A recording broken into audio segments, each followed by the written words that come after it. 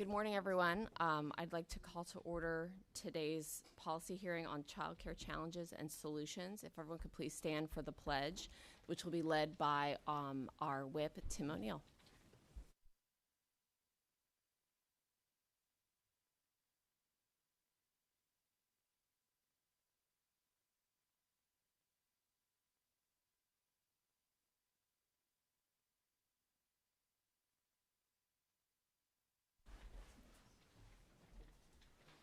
Thank you so much, everyone, for joining us for today's hearing. We are going to start off with some introductions. My name is Kristen Marcel.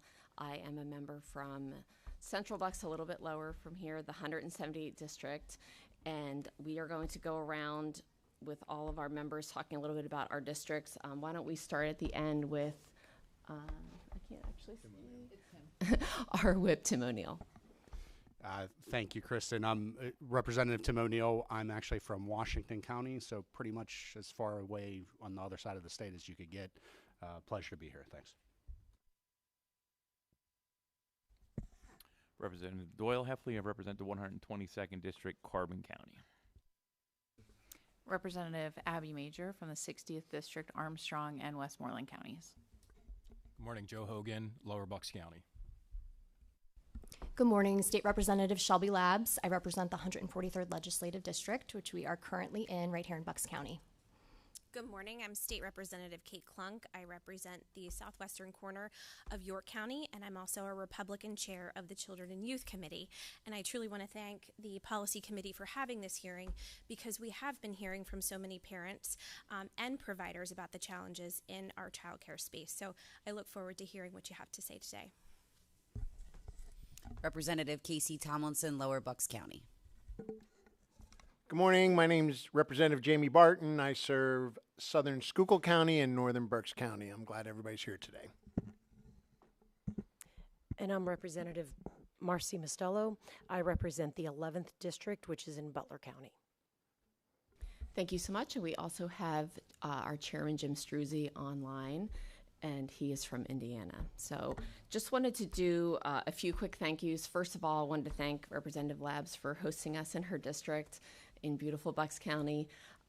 We also wanted to thank all of the members here for traveling. There are folks from literally all over the state who've traveled very far to join us today. And so we're just so happy that you could take the time to discuss this important issue with us. And then finally, wanted to thank all of our testifiers for being here to help share your knowledge so that we can look at this issue and address it, because it's so important, and also to Upper Bucks Technical School for sharing their space and for being such great partners to us. So first, I'm going to turn over this hearing for a little bit to Representative Labs to share why this was an important topic for her to cover. Thank you. Thank you, Vice Chairwoman Marcel.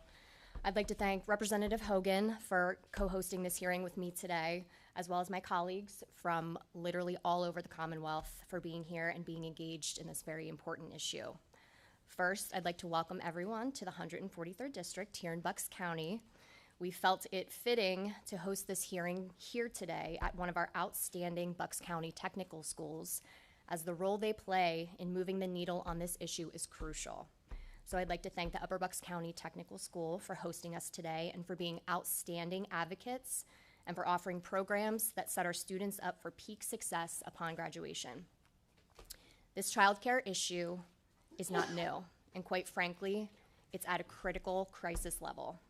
As a co-chair of the bipartisan, bicameral Early Childhood Education Caucus, I engage with people often about the hurdles childcare providers, parents, and businesses face. And as a mother of 2 young children, I live them.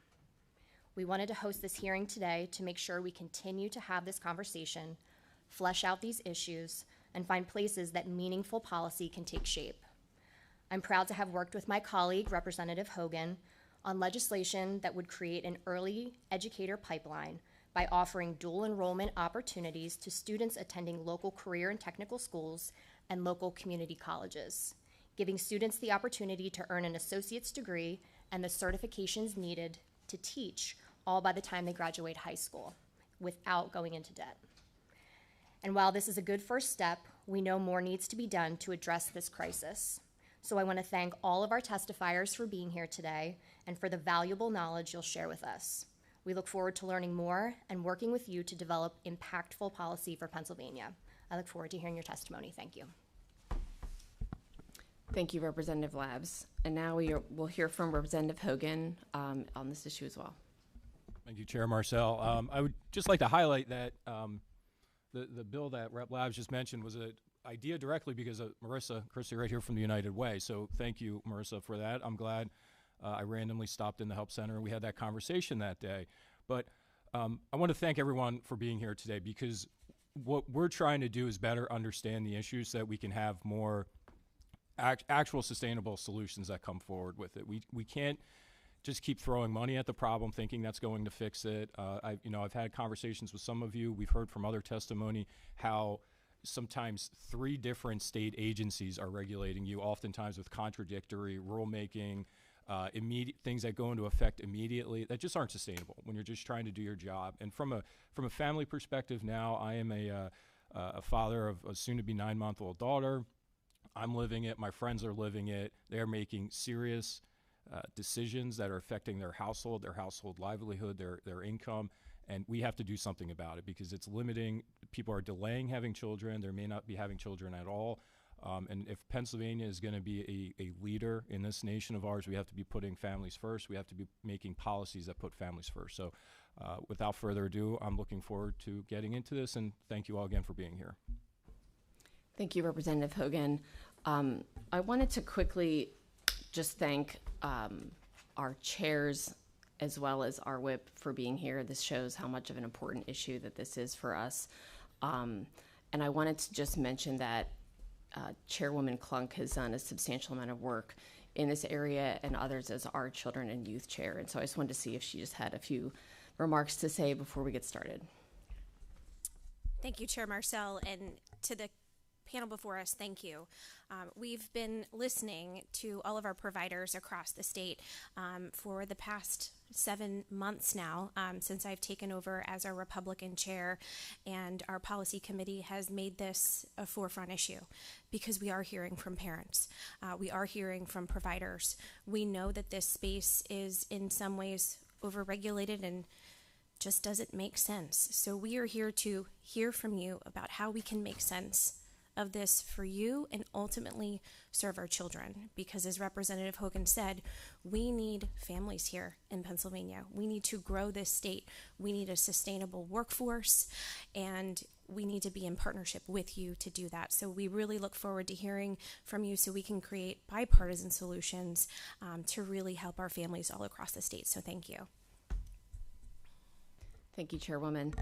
And then quickly, I was going to mention that obviously as a mother of 2 and a legislator, this issue is very important to me because as you speak to parents across Pennsylvania and across Bucks County and all of our districts, these issues are being brought up. And so we want to hear about the challenges and then also the solutions for how we can address them, because that is really where we need to focus. And, we can talk about all the problems as much as we want, but we need to actually solve them. And I wanted to mention this because there was a hearing over a month ago that was on this issue in another part of the state that the policy committee held. And this quote, I was listening online and I'm actually getting goosebumps right now because this quote to me really is one of the testifiers mentioned, and it's something that shows how dire the situation is. So I'll read this real quick. It's from Ambria Salvantis, the director of Small Wonders in Wilkes-Barre. Hopefully we're still in business by 2027 because right now it's pretty rough. And I believe that this is a crisis. This is something that needs to be understood, supported not after the fact, not after 10 more daycares close, including my own. Now is the time to make a difference. And so with that, I would like to start us off with our testifiers today and just to, again, thank you for your ideas and your opportunity to be here to share that today. We have 5 testifiers. We have Aaron Riggleman with the Pennsylvania Chamber of Business and Industry, Marissa Christie from the United Way of Bucks County, Bernadette Rodrigo from Children's Village, Tammy Unger from River Crossing YMCA, and Tiffany Martin from the Teddy Bear College. Erin, can you please kick us off, and then we'll have everyone go in order from this direction. And since we have so many testifiers, if you could keep your comments to 3 to 5 minutes, that would be wonderful. And then we'll answer questions together as a panel. Please know that you don't have to answer every question because we also have a lot of members here. And so please feel free to chime in when we get to that period whenever you feel comfortable. Thank you so much. Awesome. Thank you, and good morning, members of the committee, Vice Chairwoman Marcel, members of the committee. Thank you for the opportunity to testify today. Representative Labs, thank you for welcoming us to your beautiful district. My name is Aaron Riggleman, and I serve on the Government Affairs team at the Pennsylvania Chamber. We represent roughly 10,000 businesses in every industry in every county, with the goal that I know that many of you share to make Pennsylvania the most competitive state to do business. And so I wanted to recognize how important this issue is and just to highlight some of the biggest issues that our members are talking about.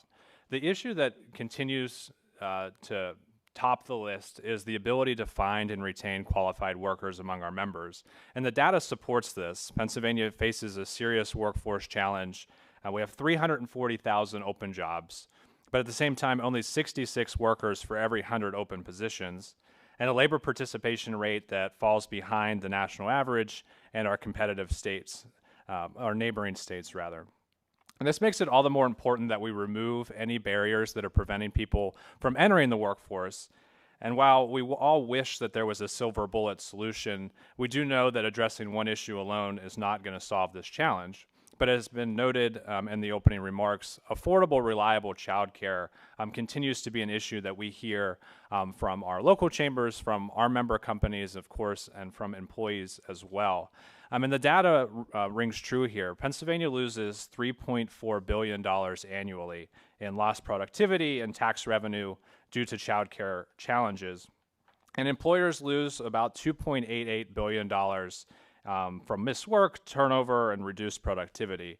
And the impact is also on the employee. 55% of parents missed work because of childcare, 10% left jobs, and 38% delayed education or training. Childcare, as I think these stats show, is a direct workforce and economic issue. It's not just a social one. And while there's often a reflexive response to address these issues with more funding, it's important to be clear. Funding alone is not enough to solve the childcare crisis.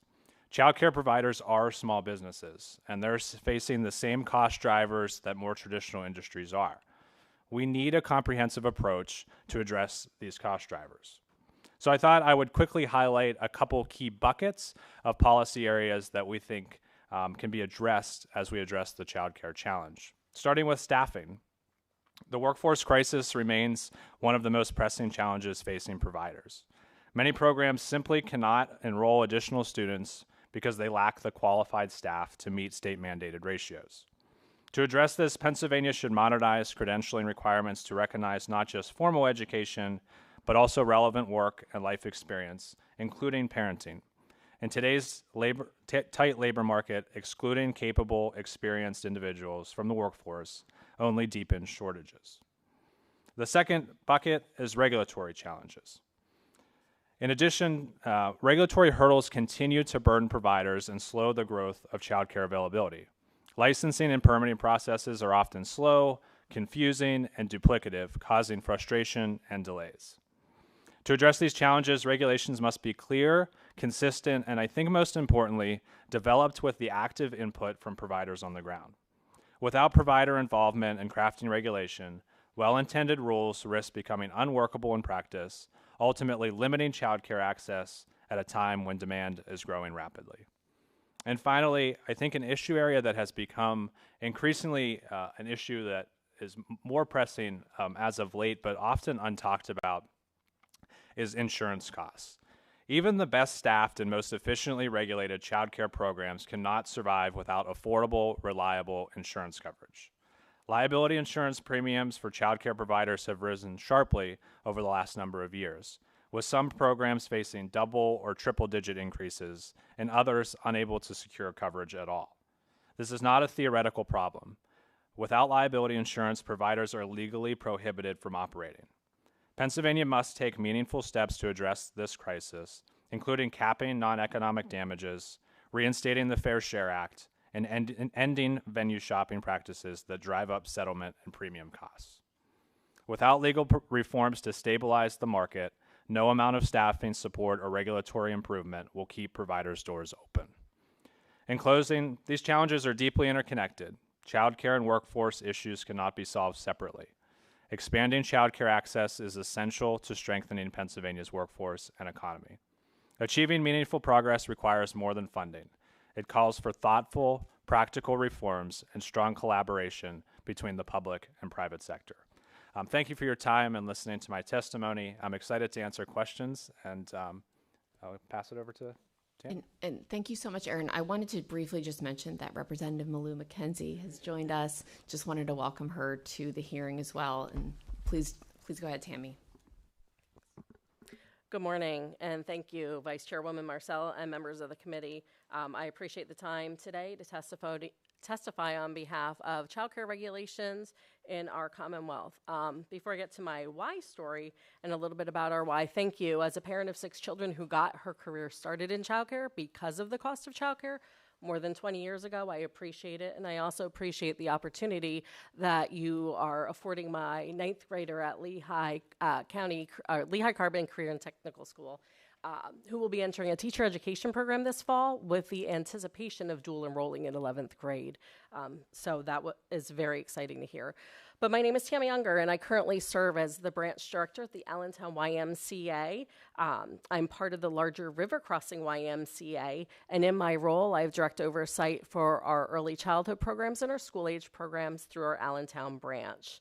I'm proud to share a local perspective, not only from Allentown, but also in broad support of River Crossing YMCA that's located in Lehigh, Northampton counties, Bucks County, and also in Hunterdon County, New Jersey. We serve more than 140,000 members across that span. Excuse me. The YMCA's local impact. Across River Crossing YMCA's footprint, our childcare programs are a cornerstone of community support. We provide both early learning and school-age programs to thousands of local families, and many of whom rely on us as their only affordable and consistent option in the programming. We partner with the local school districts. We employ dedicated youth development professionals and support working parents by offering safe, structured care and before and after school programming, as well as summer programming at our summer day camps. Despite overwhelming demand, we are limited in our ability to expand or even meet current need, largely due to regulatory and workforce constraints. It makes it harder to serve more children, and our wait lists continue to grow. We recognize and appreciate the ongoing efforts by the Office of Child Development and Early Learning to modernize the regulations through the rewrite process that began in 2001. However, since 2001, nearly an entire cohort of early childhood learners have progressed through pre-K and into kindergarten under outdated guidance. Any steps that could be taken, whether through legislation or policy, to expedite this critical update would be deeply valued. What are some of the local challenges and the need for reform? As a childcare director, I personally experienced how regulations, however well-meaning, can become obstacles when they don't reflect the on-the-ground realities. 2 areas where targeted reform could take place are as follows. 1, in staff-to-child ratios. Now, current Pennsylvania regulations require for school-age programs a 1 to 12 or 1 to 15 ratio. And while it's appropriate in some settings, programs like ours that operate in structured, well-supervised environments with older, more independent youth, it looks at it as, do we really need that type of ratio in place? So the children come to us from a school programming where the ratio is often closer to 1 to 30 in their classrooms. We're not suggesting that specific ratio, but one does question the need for such a low ratio when those students are considered to be safe, well cared for during the school day with a much higher ratio. We understand that realistically, these ratios may not necessarily be able to be as high as they are during the school day setting, but one does question the need for 10 to 15-year-olds in a 1 to 15 ratio setting, given their ability to care for themselves and their basic needs. Furthermore, this demonstrates one of the complex problems of having early childhood education and school-age regulations and childcare populations serving under the same umbrella. Another area is playground usage requirements. It's in need of reform as playground space certification and accessibility rules often differ between the Office of Child Development and Early Learning and the Pennsylvania Department of Education. What qualifies as an acceptable outdoor play space for a school often does not qualify for one under the Pennsylvania child care regulations. So we've had issues in the past where we have a space that's unable to be used by a child care program that is also used during the school day by the school setting. So we urge the state to align the licensing expectations with the school day standards to allow for shared use agreements that recognize the safety of those existing school playgrounds. Additionally, we echo the broader concerns raised by the Pennsylvania State Alliance of YMCAs on behalf of all Y providers across the Commonwealth, including the burden of requiring wet signatures on all documents instead of accepting digital formats, the need for streamlined fire system documentation, especially when operating within the school buildings, greater flexibility in staff qualifications, especially for after-school program staff who may be pursuing education or hold relevant youth experience but lack formal credentials. Along with this testimony, we are forwarding the Pennsylvania State Alliance recommendations for staffing flexibility as well. Our branch sees daily how central childcare is to the economic health of our town. Parents depend on us to stay employed or complete job training, and we cannot accept more children due to outdated staffing ratios or arbitrary space rules. The entire community feels the impact, not just the families, but local employers as well. At a time when Pennsylvania is facing labor shortages across multiple industries, investing in a flexible, sustainable childcare system must be a priority. In conclusion, I respectfully ask the committee for help to implement practical changes to current childcare regulations that would help providers serve more families safely, efficiently. Further, while we know that the funding alone will not solve the childcare crisis, with targeted investments, it will be critical for all children in childcare, both early childhood and the school-age populations. Thank you again for the opportunity to speak with you today and for your leadership on this issue.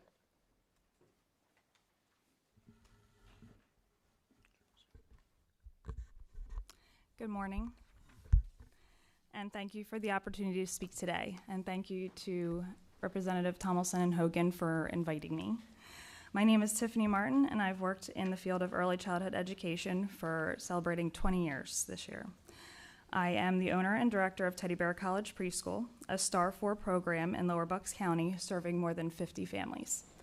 I did want to comment that the regulations have changed where I was able to be 16 and working in a child care program, and that is one thing that I would offer as a solution because there are very dedicated and excited young people who want to get into the field and unfortunately aren't able to because of that age restriction. So I would encourage that to be looked into.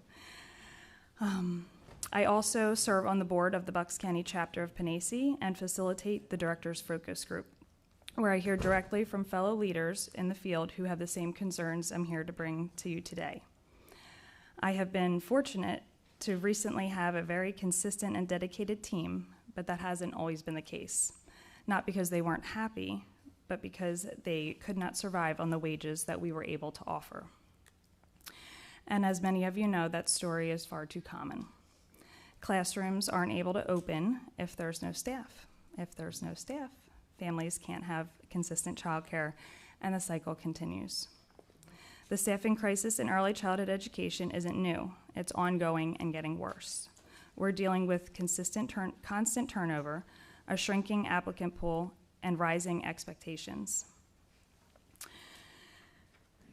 And yet we have fewer and fewer tools to retain the people who make this work possible. As a director, I've worn about just every hat: teacher, substitute, janitor, therapist, and even recently a plumber. Because when you're short-staffed, you do what it takes to get the program running. One of the biggest hurdles we face is onboarding. Before a new hire can even step into the classroom, they need to complete background checks, health forms, trainings, fire safety, health and safety orientations, and more. The process can cost about $200 to $300 per person, and in many cases, the program eats that cost. If the new hire backs out midway, it's a complete loss. I'm not here to argue against safety and oversight. I do advocate for safety regulations that are in place to keep our children safe. I'm asking for investment, collaborative, ongoing support that reflects how seriously we take early childhood education. An example, the loss of the Keystone Star supports, like the Merit Award and the Education and Retention Award, has only added to the strain. These incentives encourage the staff to further their education and remain in STAR-rated programs. Without them, there's no clear reward for going above and beyond, especially when STARS demands twice the training hours as DHS regulations, and when child care centers receive no compensation for the administrative lift it takes to maintain compliance. An example of this, I had wanted to put in place a poured rubber playground servicing at our site. It cost $25,000. I used the Merit Award that we were given at the time to pay for half. Then the company agreed to allow me to pay the second bill once the second year Merit Award was instated.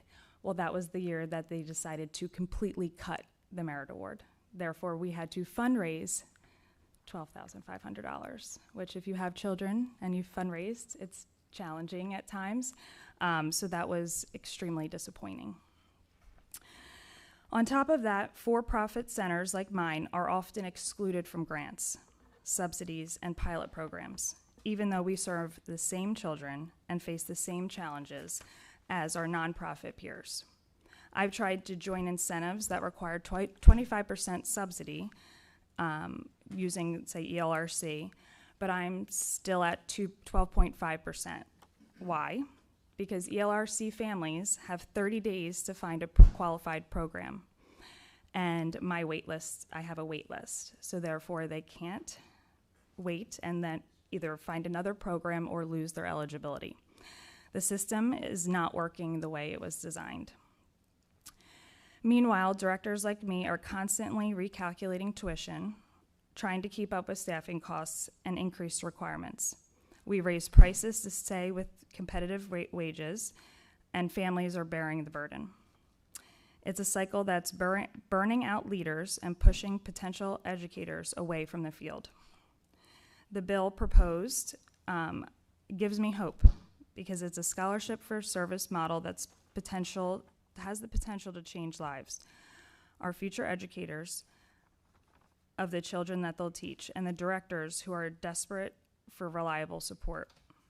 By partnering with high schools and technical programs, we can create real pathways into this profession.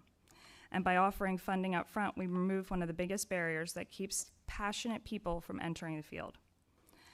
I also want to highlight an often overlooked area, the need for trained staff to support neurodiverse children, my older son being one of them.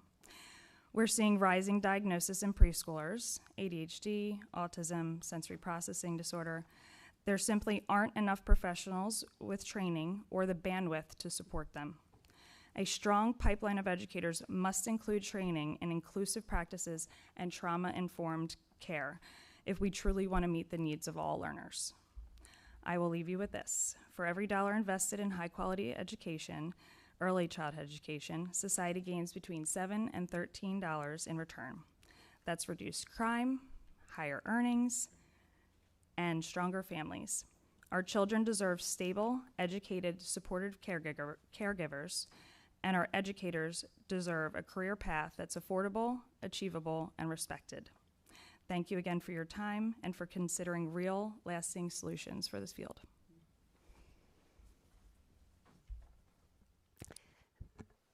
Thank you. That was excellent. And I'm so grateful to have the opportunity to see everybody today.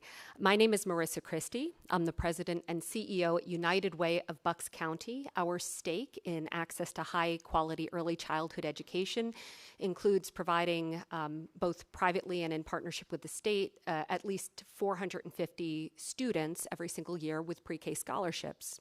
We do this because we are primarily invested in supporting ALICE households. That's an acronym that stands for Asset Limited, Income Constrained, Employed. Folks who are working, they are above the federal poverty level, which I think we can all agree is artificially low, but they are below the cost of living, the survival budget in their communities. This is a problem both in Bucks County and certainly statewide. So I'm here today because I'm actually pretty excited. I think that we have the opportunity to make some real lasting change in the childcare sector. And I think that if we invest in young people already preparing to enter that field, we can really change the story. So the pilot that is proposed by Representatives Hogan and Labs and supported by United Way of Bucks County, this is the headline, provides Commonwealth-funded dual enrollment for high school students in early education programs at CTEs, career and technical education sites.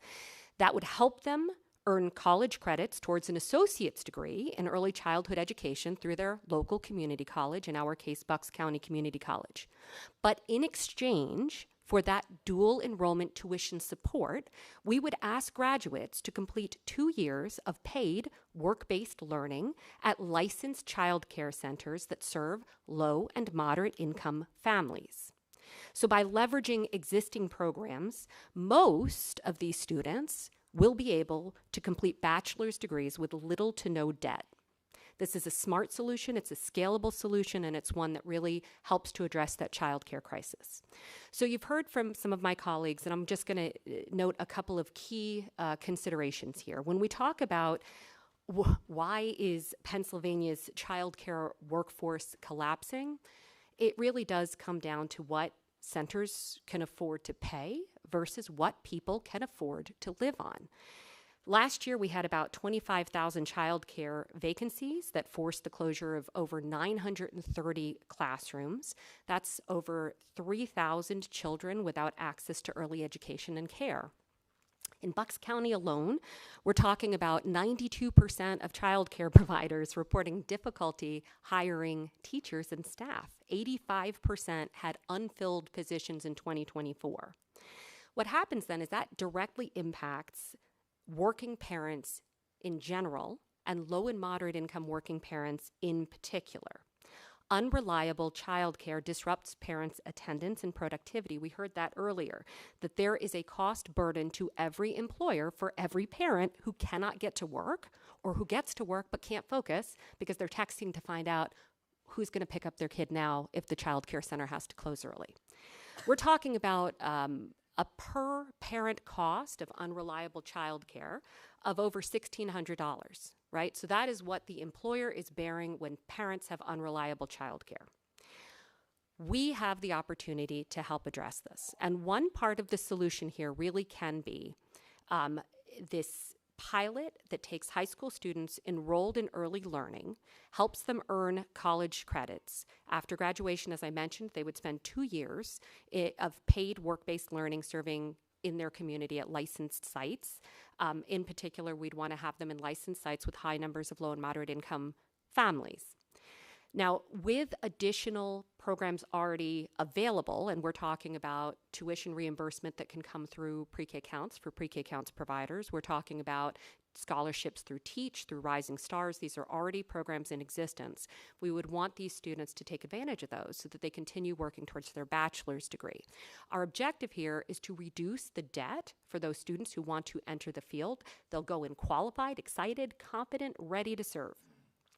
I think that the important distinction here is what someone without degrees earns and what someone with degrees earns. When we're talking about the average child care worker in Pennsylvania, that person earns less than $30,000 a year. That puts them in a bad way. They are certainly above the federal poverty level. Let's say it's a single person, a young person. But $30,000 a year, less, $28,000 is not a living wage in any community in Pennsylvania. Now, the average pre-K counts lead teacher, now this is someone who has to have a bachelor's degree and certifications, that average is about $55,000 a year. We're getting closer there to what a family actually needs to survive. So we're proposing this because the ROI is high value for every single stakeholder group. Child care centers have this talent pipeline of motivated, qualified early education professionals. The Commonwealth has a scalable workforce model that is going to have a tremendous ROI. You're talking about, we mentioned $7 to $13 for every dollar invested. Our K-12 schools, when we invest in early childhood education, see reduced IEP costs, and we're going to have lower remediation costs for children who enter kindergarten ready to learn. Employers retain talent, improve productivity. Families with young children benefit from the higher quality early learning centers that really help their children through those critical years. I know some of you have young children. They're sponges. They're tiny sponges. 90% of their brains are developing in those first 5 years. That's the critical investment point. Our families with high school students are going to have this access to a low-cost, career-aligned college pathway, and our future educators access clear, affordable path to a purpose-driven career that actually will have some earning potential attached long-term without the debt, student debt, that it typically is a burden for those looking to enter the field. We don't want to position ourselves so that people passionate about this work cannot afford to do this work, and this is part of the solution. So with that, I thank you so much for your time today. Really appreciate it.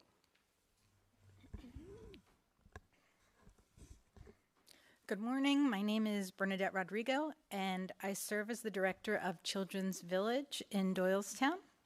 I am honored to be here today to give my testimony before this policy hearing committee. But before I give my testimony, I must emphasize that I am here today as a private citizen, and what I express are my views and not endorsed or represent the views of my employer, which is Penn Medicine. To start, I'd like to give you a little bit of information about myself. I have over 25 years of professional experience working in the child care industry. I hold a Bachelor of Science in Business Administration and a Master's in the Art of Teaching. During my time working in the field of early childhood education, I have filled many different roles, from infant caregiver to toddler teacher, preschool teacher, kindergarten enrichment teacher, and various administrative roles. I'm a member of the Middle Bucks Institute of Technology Occupational Advisory Committee and the Tender Bridges Advisory Council at the Bucks County IU number 22. And I live and work in this District 143. Children's Village is a early childhood learning center on the campus of Penn Medicine Doylestown Hospital in Doylestown, Pennsylvania. Children's Village was founded in 1983 and for 41 years has been providing quality early childhood experiences to children from ages 6 weeks to 6 years. Our pre-K and kindergarten classrooms are licensed by the Department of Education. Children's Village is also licensed by the Department of Human Services, accredited by NACCE, the National Association for the Education of Young Children, recognized as a SAR 4 center by the PA Key, and most recently, Children's Village has earned Tier 1 recognition by the PA Positive Behavior Support Network. Currently, there are 63 staff members at Children's Village. We serve approximately 185 families and care for up to 200 young children per day. This spring, prior to doing our fall placement, we had over 300 families on our waiting list. We were only able to place approximately 50 children, and our waiting list still exists with well above 200 families. When I told my colleagues that I had the opportunity to testify today, they all said the same thing. They told me to share my experiences. So here we go. About 25 years ago, I finished my master's degree and was very excited to have my first paid teaching job. I went to a local bookstore to purchase some books for my classroom. And one Saturday per month, this particular bookstore offered a 15% discount to teachers. So I spent some time looking around, found the books that I wanted to purchase, had my ID ready, went up to the register and asked for my discount. And the cashier literally said, "Oh no, you don't qualify. It's only for real teachers." So although I did not receive a discount that day, I was a real teacher. I still am a real teacher. And early childhood educators are professionals. Childcare is not babysitting. The educators who work in childcare are professionals with specific skill sets and extensive training. Having a well-qualified workforce equates to higher quality programs and better outcomes for children. Brain science confirms that the early years are critical for brain development.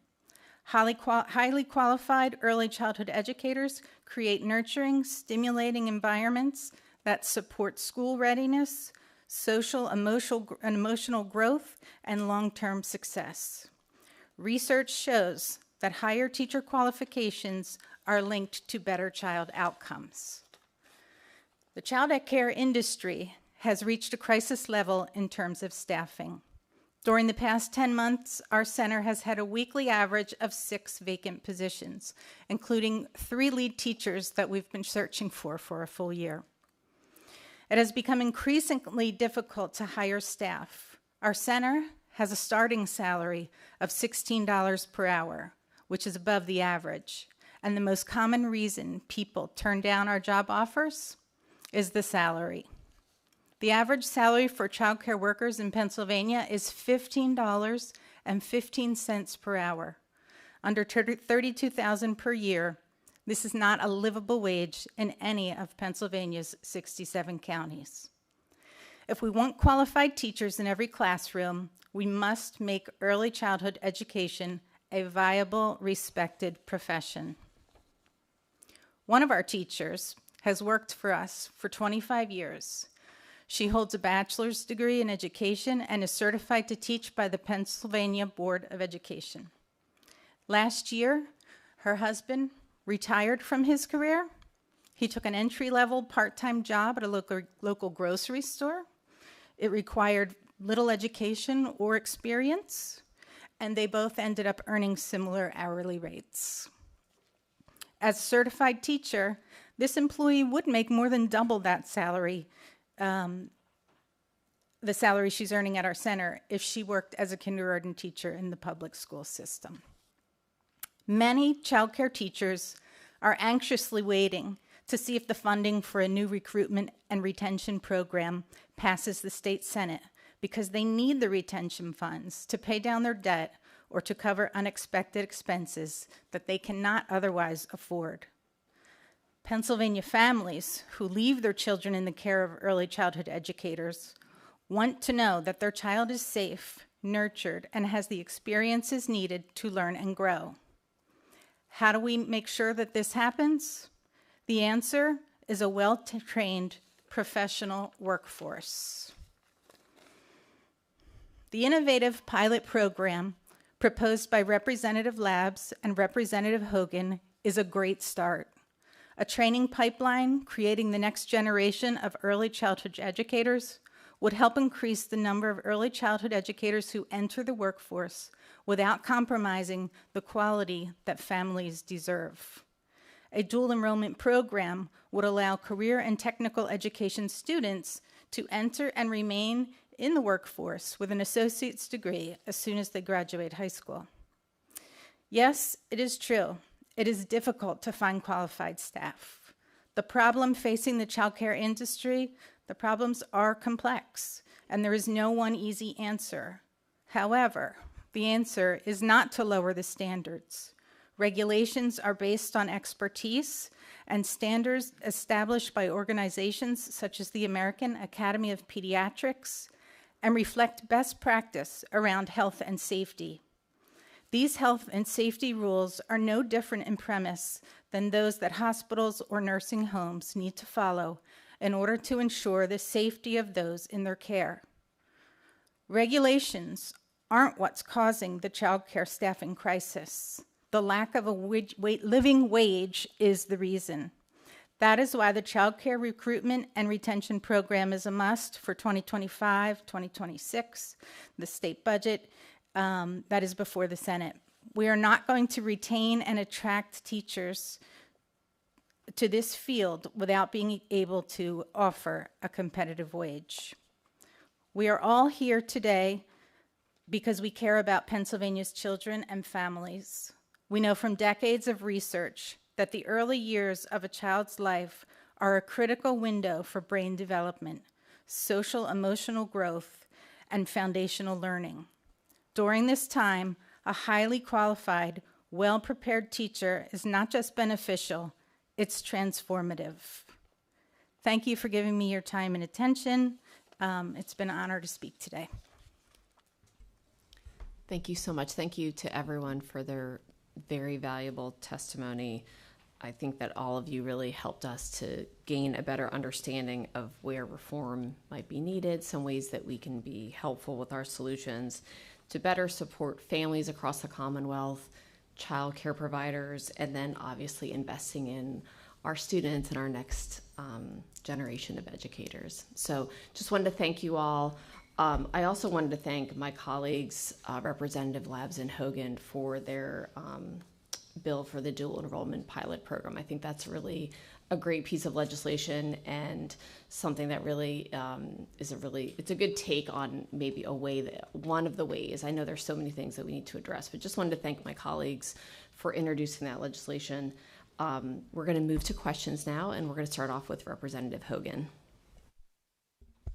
So thank you all for that. I just have, kind of some brief remarks based off of all the testimony here. And one of the things, we're talking about education requirements and credentials a lot, but there's a lot of different roles that go into each center, and not all of them require the same level of certification and education. But one of the things that I give the governor credit for was, I think, probably his first action as governor was he slashed the college degree requirement for a lot of these state level jobs, so that you saw all these state positions that were going unstaffed. He slashed it. State police skyrocketed, all these other things. But that hasn't trickled down to any of these other regulatory issues right now, where if the administration actually were to look at some of their requirements, they could probably find that they're ripe for reform. They're ripe to fill in some of these positions and to help. And it's not just in this sector. I mean, we have the chairman of the Human Services Committee here, Representative Heffley. He could attest to it too in terms of home health aides. A lot of the just human services industry in general, those types of regulations, and the conversation we're having now is very similar to that industry. But I just want to ask real fast, and maybe this will kind of set the tone for everything else.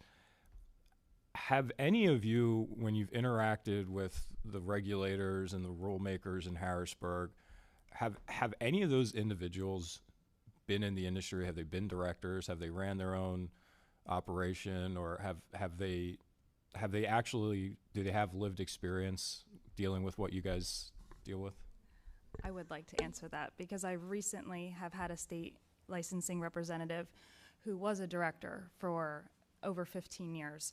And she is one of my favorite people right now because it has made the process of the inspection much smoother because she understands the role that I'm in, she understands the experiences that I'm going through, and she understands that we're a quality program. I understand that's not across the board, but she really recognized it, and so that has made this process.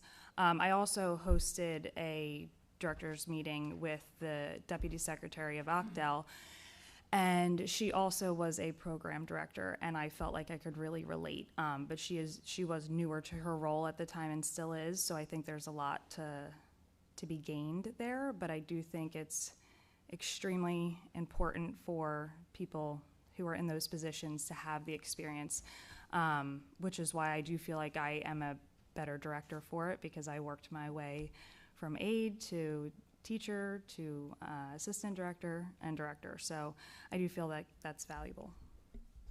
Well, thank you for that. And I'll just end as well, talking about the legislation that's been proposed right now. We're looking at a structural deficit in this Commonwealth that is making a lot of things very difficult. But looking at small dollar investments, relatively small dollar investments in these types of scholarships, you're keeping young people in Pennsylvania that we're losing left and right. We're getting older as a state. So this is a way to keep money in Pennsylvania, keep young people in Pennsylvania, keep them in our workforce here, develop them at again, relatively low cost. These institutions already exist. There'd be, small administrative oversight of it. And then it can be expanded because as soon as this was introduced, I had a constituent reach out about home health care aides. You want to talk about nursing, in a lot of these different ways. We have great technical schools across Pennsylvania, especially here in Bucks County. We have great community college here in Pennsylvania and across Bucks County. And as we're seeing more and more of our larger universities consolidate, like Penn State has had to do, PASHE's looking at a lot of difficult challenges too. This is a way to invest in our community colleges, invest in our local education. opportunities and keep people in Pennsylvania. So again, thank you all for that, and I hope that we're able to move this legislation forward in one way or another this year, if not next year. Thank you. Thank you, Representative Hogan. Representative Labs. Thank you. So I'll just say thank you to all of you for your testimony. It's great to, again, continue to have this conversation, shine light on these different issues. And I'll say, as a parent, thank you all for what you do. There's nothing better that I can hear than how passionate you are about your jobs and taking care of, children and educating them. And again, as a parent, you can't be with them all the time. It's so, important to know that they're in great facilities and under great care. So just to really emphasize how important it is to foster these younger people who want to get into the profession, into the industry, because they're passionate about it and teaching the kids. And so as a parent, I feel very strongly about that. So thank you for that. Secondly, Bernadette, you had mentioned the wait list at Children's Village was over 200 families. If you were able to fill those 6 vacancies that you had mentioned, what kind of dent would that put in your wait list? Well, it depends on what age the children are. The ratios do vary depending on the age of the child, but I would say our center has truly the capacity to hold 270 children, so there would be a potential to put in 3 or 4 more classrooms. Thank you. That's a big number. And secondly, we've talked a lot about the regulations and things like that, and this is kind of a question for any of you. What are some real life regulatory burdens that you come up against that you can share with us, just to give, put a fine point on it, give real life examples? You talked about the playgrounds and things like that. Things that just maybe don't seem to make sense that, maybe we could look at tackling. Focusing around the school-age childcare programming, I think we have them all at all levels, in early childhood and school age. But when we are running licensed childcare centers that are located in schools that the children attend every day, some of the struggles we run into, and they really seem odd, but licensed trash cans. This year we were told we have to have a lidded trash can that's hands-free in every single, even though there's 20 trash cans sitting next to it, we need a lidded one. So we had to buy lidded, and it's insane. But so to meet regulation, we had to do that. Refrigerators in our school age programs, many of them are not located in a classroom space, but in a shared space cafeteria. We try to be respectful of our schools, that we're not taking over the school, but we have to have a separate refrigerator for a child's lunch if they come to morning care. Well, that child's lunch is going to sit outside in a classroom all day long. Right, so now we're going to refrigerate it for a little bit, so it can be in the classroom all day long for them to eat lunch, and then if they have leftovers, they want us refrigerating it in the afternoon. Again, it doesn't make sense. These are things that go on every day at school. They don't have their lunch refrigerated when they arrive to school. They keep it in a lunchbox, and they have an ice pack in it. Playgrounds. We've had schools that we've had licensed playgrounds where we are unable to use it for a year. We have a new licensing representative that comes in next year who interprets the regulations a little differently, and now we're able to use that sliding board again. Of course, we're not going to put our children in an environment that's unsafe. Right. So if we are at a school and the playground has a repair that's needed, we obviously aren't going to allow our children to use it. But if it's something that the school district is using day in and day out, the children don't understand why they can't use it when they're in an after-school program. But we use it all day long. Miss Tammy, why can't we use it now? So we have to explain to them. Those are some of the nominal things. It seems odd, and from a supervision standpoint, obviously our ratios are a little different than a school day. Parents don't understand why we can't just let a child run back to their classroom to grab a piece of paper that they forgot. We have to take the whole group or a whole care group of 12 children with us. Same thing with the bathrooms. It is safe, but we are in a safe, locked environment of our school. None of our schools have doors propped. None of our schools have open access. If you go to your child's school, my guess is you can't enter the school. You're either waiting outside double sets of locked doors for somebody from the office to come get what you need, or vice versa. That happened. And my school district has my clearances on file, but I still don't enter my child's middle school and now high school because we have safety precautions in place during the school day, and they're looked at differently in the after school and before school programs. I just wanted to quickly add, in addition to all of the examples that are given, trash cans, playgrounds, live plants, ratios, direct supervision, 24 hours, parenting not counting as part of your licensing requirements, and it goes on and on and on. I think the secondary challenge is that different reviewers view these regulations differently, and you're not getting the same regulator every time. And so you might get one answer one time, a different the next, a different the next. And how are you supposed to, in any way, plan long-term? For example, building a playground. We had an example in the last hearing where somebody built a playground and then was told they couldn't use it. And so those are cost drivers, and those really are frustrating, I think, for providers. So I think there's two different challenges. It's the interpretation and the actual regulation as part of a broader conversation. Can I add? I have hosted the Directors Focus Group for quite some time, and a lot of different topics keep coming up about solutions. I don't have all of them, but I do think the age requirement is something that I have heard over and over again. Again, being someone who entered this field young, I can't say everyone stays, but it definitely has to start somewhere. I also remembered being at a training with a panel of Keystone Stars, DHS representatives, and environmental rating scale assessors. ERS is a part of Keystone Stars. And they sat on the panel, and I remembered an entire auditorium full of people talking about how they were going to try to consolidate the requirements.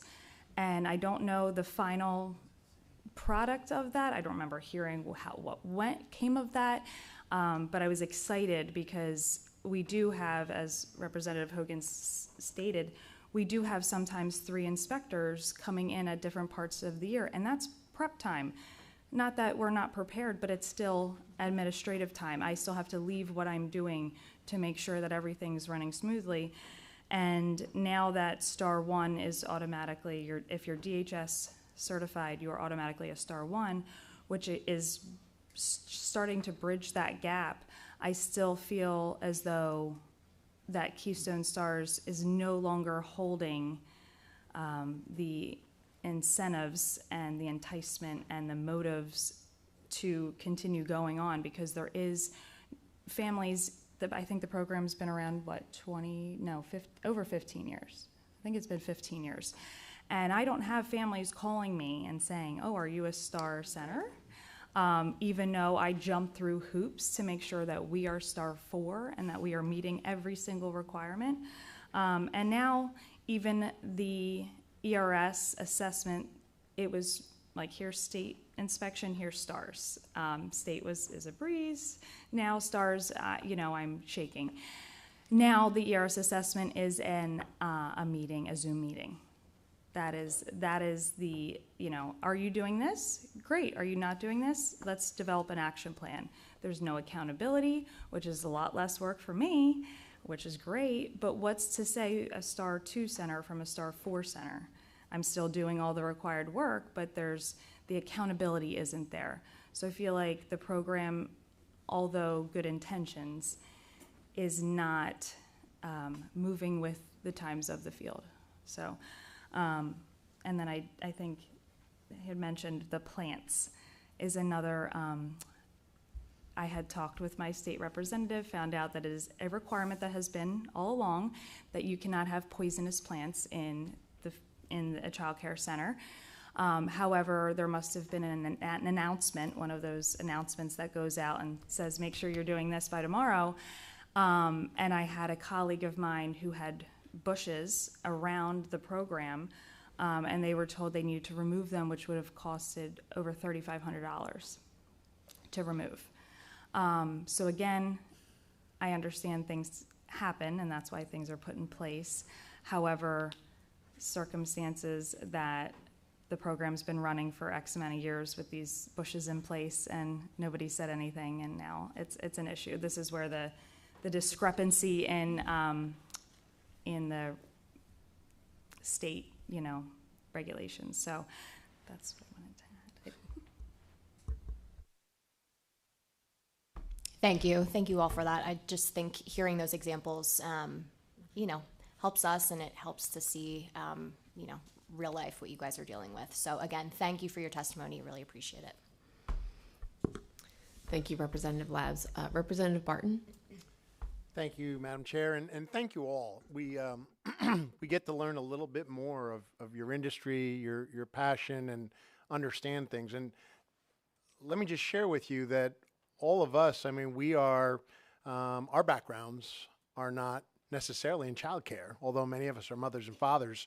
We are lawyers, we are funeral directors, we have military backgrounds, we are trucking, transportation people, we are energy people, coal mining, oil. And being able to listen to you and find this out. And so this is the second policy hearing that I've had the pleasure of sitting in on. We had one in more central Pennsylvania not too long ago. Pardon me. And some of the comments are very similar.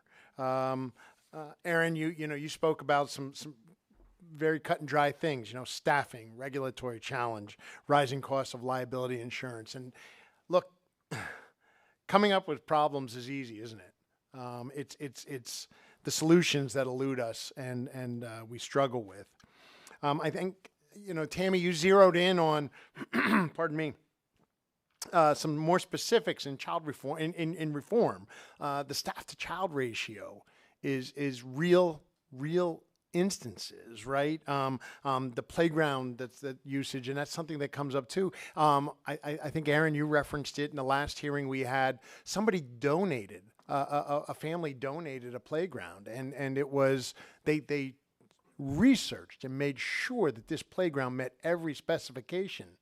But as it relates to the inspector who came in, said, well, a child could fall off the top. Well, it's a swing set. There's no ladder that goes up there. Well, it doesn't matter. A child could fall off. Well, they can't get up there. So there's some ridiculous concerns that we have with that. And the trash can piece was something else we heard about too. So they're in school all day where trash cans are open, but they got to come to childcare now and they got to cover them up. Well, it's just wrong. Tiffany, you've been in this since you were 16 years old. Do you know how old you need to be old? And you have to be a lifeguard right now? You could be 16 years old. You're right.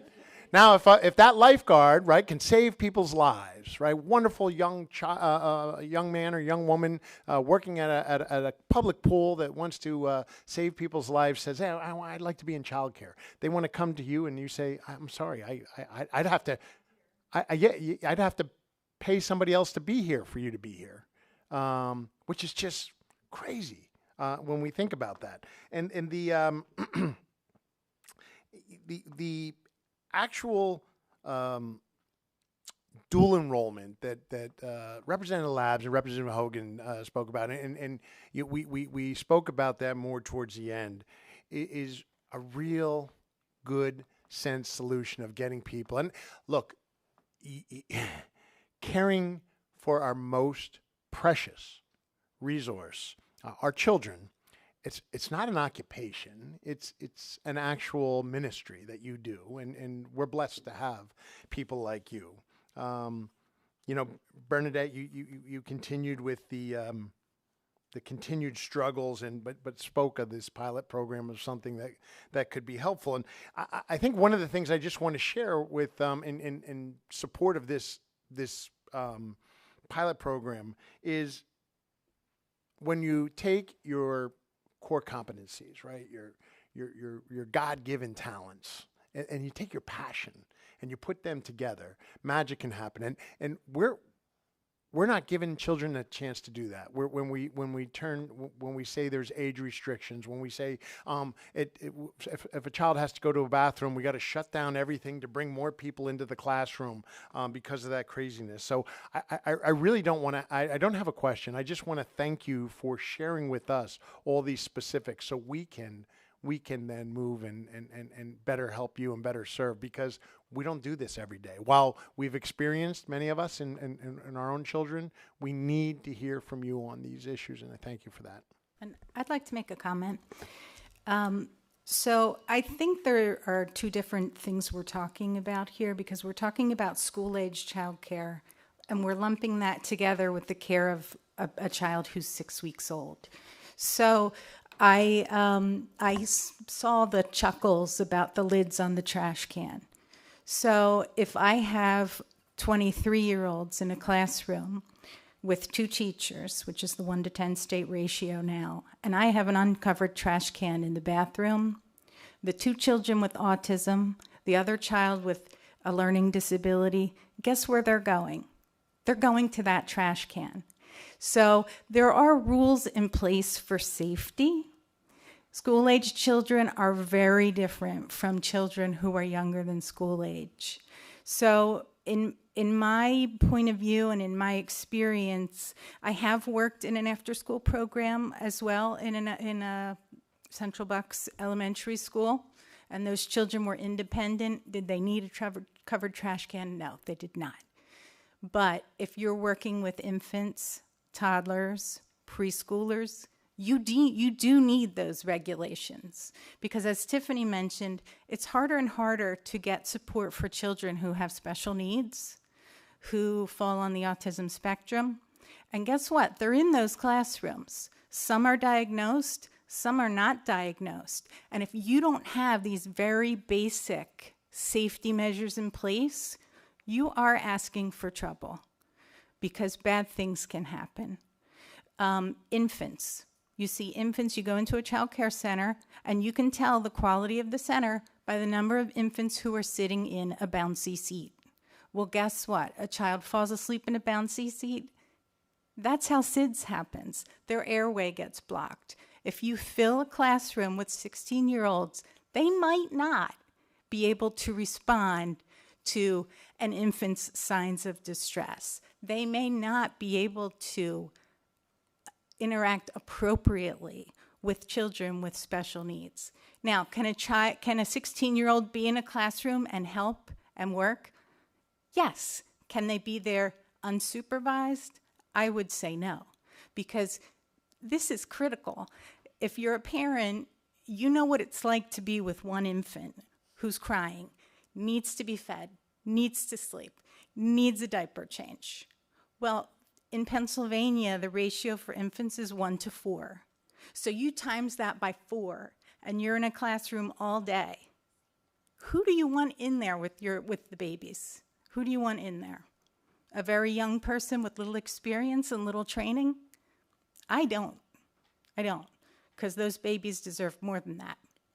So I think that a real distinction needs to be drawn between school-age care and care of the very young. Your point's very well taken. My concern is that we are shutting off the flow of a stream to future employees or future occupations of childcare. When we tell people, no, you can't do it. If you think about it, those children are going to be in school all day anyway. These are opportunities for after school. These are opportunities that just don't make sense in my opinion. But your point's right, very well and I'm taken. saying that is distinct. I do just want to add, we don't have infants at our program, and I 100% agree that maybe they're not positioned in an infant classroom because we don't serve infants. Therefore, I don't have that same experience. However, I do completely agree with the 1 to 4 ratio. The ratios for preschool and the ratio for school age are all completely different. And I do feel as though if they can be a classroom of 30 children, why is the ratio now 12 or 15? But I do support the ratios for infants and toddlers and preschoolers, because they are all different. And I also would actually want more resources for support with those children with neurodiverse needs. Because if you do, I just had the Early Childhood Mental Health Consultant Program through Keystone Stars, which I've utilized several times, which is a great resource, come in for an observation with 8 preschool students, 3 of which either should be having a diagnosis soon or already have an IEP in place. And having 8 students with 3 being neurodiverse is like having 10 to 15 children in that class. And trying to manage and teach and tie shoes and wipe noses and support that child with those additional needs is challenging. So I do support those ratios and even more resources and support for those kids who need it. Thank you so much. Representative Tomlinson? Well, good afternoon, everyone. And first, I just want to thank you for your testimony and your time. I wanted to ask if anyone can give me some examples of some conflicting regulations where one cancels out the other, and then what your experience has been when you do reach out to the state to try and get some clarification on that contradiction, how their response is, if there is even a response.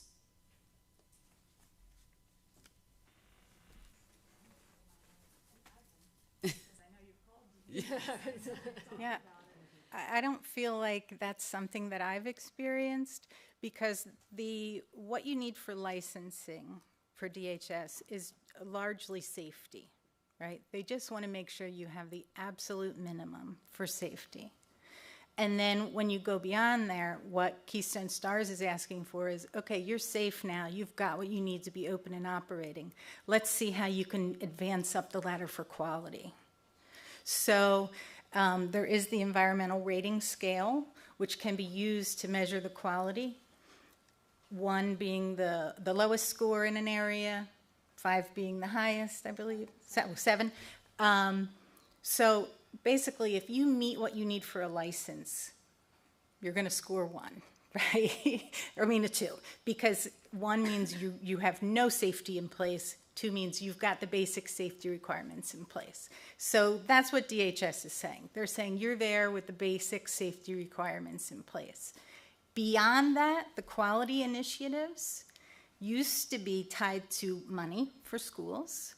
And so, yes, you would want to have a better center with your classrooms set up in a more appropriate way for learning, with higher qualified teachers, with more materials, because you would advance up the scale, you have a higher quality, you can earn a higher star rating.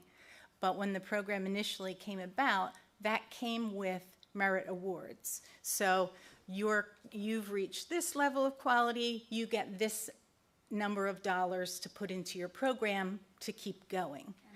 So, yeah, so those rewards have dried up. So as Tiffany was saying, now no one comes out to make sure you're following all of those quality initiatives. It's sort of like self-reporting. I mean, I believe that's because there's no funding in that system. So you can't really regulate and oversee if you have no funding in that system. Go ahead.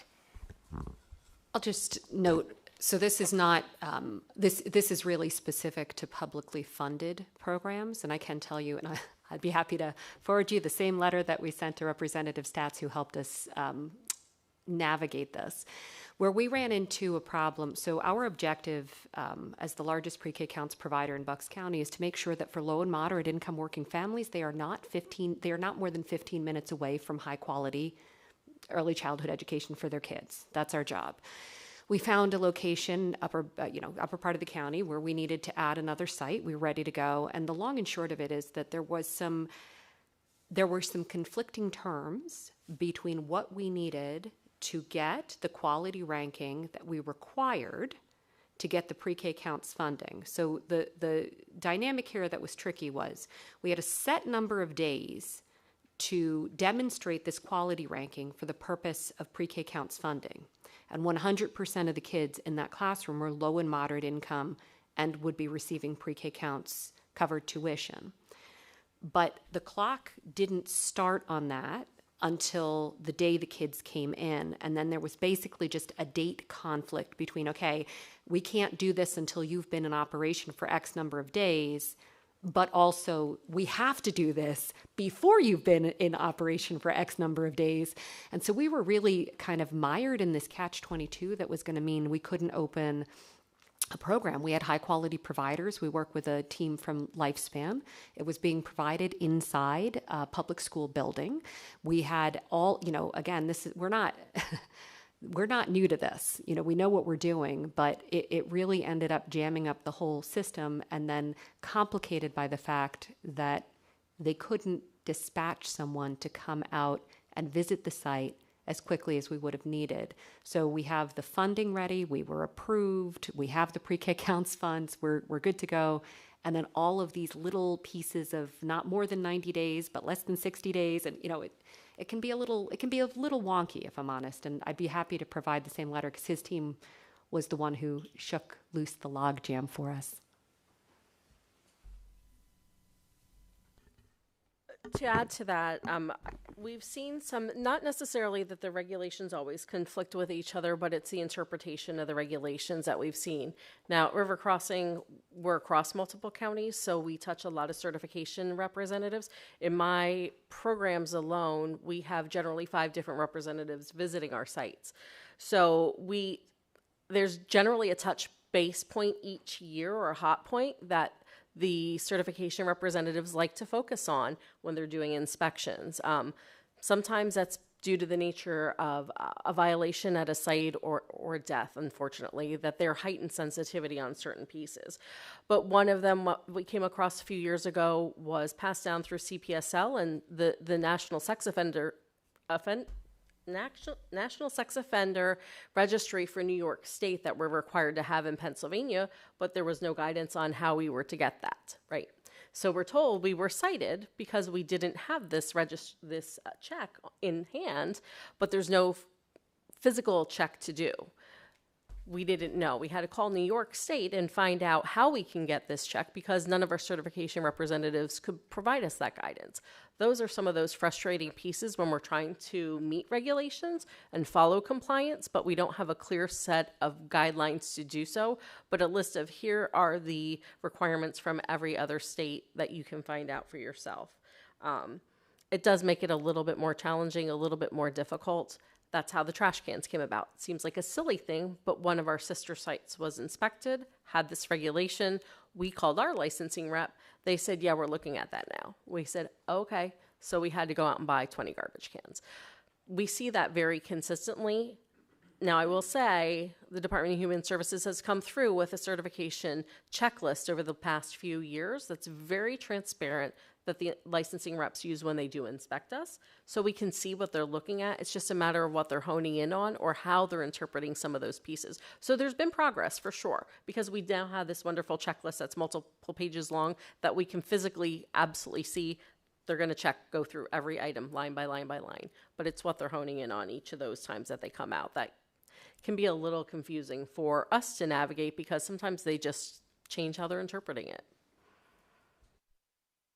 I did just want to add to your question about what are conflicting, not necessarily conflicting, but during that meeting I had with the Deputy Secretary of Ocdel, they discussed a platform or a program that they were piloting to have all of the clearances completed in one area, which would be amazing. It would streamline the process of hiring staff, because they need to get an FBI fingerprint clearance, which they need to go and get fingerprinted, criminal record and child abuse, and now the National Sex Offender Registry.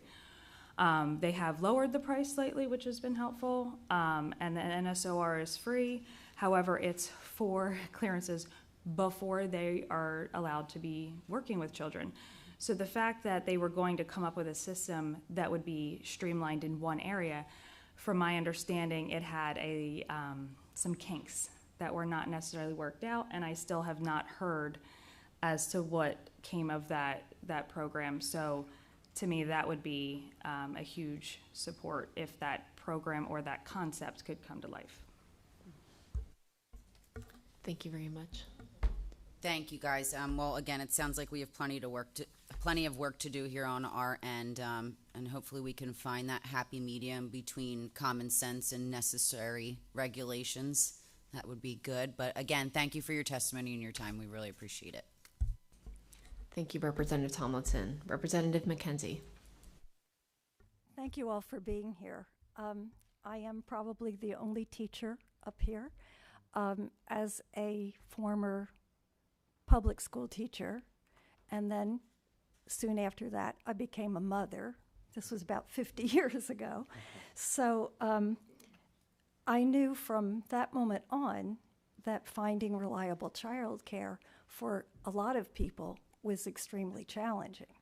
Now, fortunately, in my situation, I had a mother and a grandmother who were willing to help me out. I could drop the kid or two off and go on my way to teach and come back without any concerns for how they were being cared for during the day. A lot of my other teachers who taught with me did not have that comfortable situation, so they had their children in daycare. And so it's been an ongoing concern for mothers and fathers for at least 50 years and maybe before that. I understand, Bernadette, what you said, because as my career went on, I decided to not be a full-time teacher in the public school, and so I became a permanent substitute at a private school where I was able to teach from 2-year-olds to 8th graders. And the amount of learning that takes place, even in the 2-year-old classroom, is an incredible, eye-opening experience. It's one thing to be a parent, and you're so absorbed in parenting that, you don't realize that you are also an educator. But teaching this child to be a well-adjusted human being is starting from day one of infancy. So my concern has always been society's overwhelming lack of respect for early child care providers. When I first was a member of the House Education Committee, I was rather shocked to hear another one of my colleagues on the committee who was a college professor say, "Oh, early childhood, they just wipe the kids' noses." And I was startled at that perception, but I do think that that is an overriding perception in society that we do not value little ones, the babies, who will then have to go on to kindergarten. So, you're preparing them from day one to how to be a student from K through 12. And unfortunately, our education dollars primarily go to the K through 12 by billions of dollars. And the need is not just in those years, but it should start earlier, in my opinion. Now, I like this legislation, but again, even if it gets passed, it's delaying the solution. We won't have a real solution. And I am in the Lehigh Valley. I'm looking very forward to having another Y come into Upper Saucon in my district because we are in desperate need of childcare. And we have, in the Lehigh Valley, we have a thriving economy, and I'm grateful for that. But our basic unskilled laborer makes $27 an hour in the Lehigh Valley because we have manufacturing, we have warehouses, we have all kinds of other opportunities, even McDonald's, fast food places and Wawa, they pay more than they pay the early childhood educators. So the crisis is now, and it's not getting better, and I don't have an answer for this, but I do think that everyone needs to realize that this is a valuable profession that you are, and service that you are providing. And I am also a small business owner, so I know, not that I tried to hire people, but I know I was an interior designer, And I had subcontractors, and a painter might call me up and say, I can't come in today because my child is sick. So, you know, it's like really a multi-layered problem for employers, employees. And I'm a grandmother of 5, going to be 5 now, and even my daughter-in-laws, who are highly educated women, you know, wanted to be hands-on mothers as well. It's a challenge, very involved mothers. But anyway, they would work to a certain point, but then they felt that, or they do feel, I can't speak totally, but I'm seeing this happen, that they are going to have to interrupt their career, possibly. My one daughter-in-law already did that because she has 3 children. And so she's going to have to step back from her professional life and do her child care, which she's not begrudging. She's enjoying it tremendously and knows that it's wonderful for herself and her children. But if you don't have child care, I guess you can't really go to work and really perform to the nth of your ability. So again, I don't know where the answers lie because, yes, money is crucial. We know that in every area of our economy. I have visited all kinds of child care places in my district, and I saw something wonderful at Olympus. I don't know if you're familiar with that major company, but they have, it's a major national corporation, of course, but they have on-site childcare for their workers. Now, I know the small businesses can't provide that, but again, at least they recognized the importance of having childcare for their workers. And I just wish everyone could feel that same concern and that same passionate desire to find a better solution to our child care situation. Because we have waiting lists in the Lehigh Valley. And I have talked to all kinds of people. I have called Octel myself in the past about some of these regulations. And I think there is a little progress, but I think there is a long way to go. And I think that falls under the Department of Education, and you know, the governor makes a big difference, but I just wish society in general would value early childhood education. Thank you. Thank you. Chairman Heffley. Thank you, Malou. She's good at raising congressmen. Yeah, just to go along with that, I chair the Human Service Committee, and a lot of the concerns you have here with some of the overregulation, staffing shortages, salaries, and visiting home nurses, home health care workers. I mean, those are all fields as early childhood educators where some of those salaries are lower than what you can get, especially when you're seeing the increased growth and economic activity with warehousing. And look, $27 an hour, $30 an hour, $40 an hour jobs are a good thing in a community, right? That's a tax base. Those are family sustaining wages. But it does then make it more difficult to fill some of these other positions. So, but you know, I really appreciate the comments on the regulations and some of the burdens. I think it's important as a society that we value children. And I don't know that a lot of times we do. I talk to younger people, and I'm going to be a grandparent for the second time coming up, so that's pretty cool. Raised 2 daughters. You know, relying on a lot of like church preschools and family for babysitting. That was a lot of what we did. Had the wonderful opportunity to work for a family-run business where I could take my daughter. My wife would take my daughter to work, and I would come back in off the road. I'd pick them up and bring them home. And you make a sacrifice, but is it a sacrifice?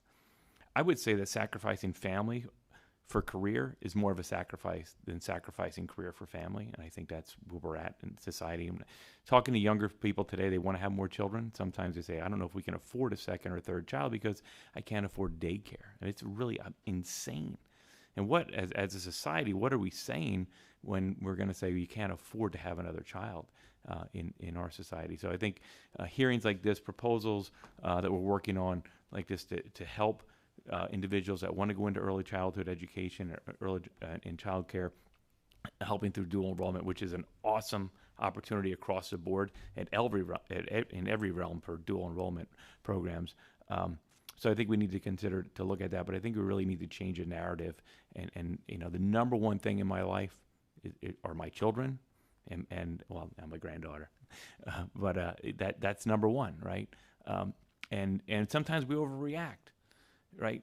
So if you want to, you're going to drive like 45 minutes for an ultrasound.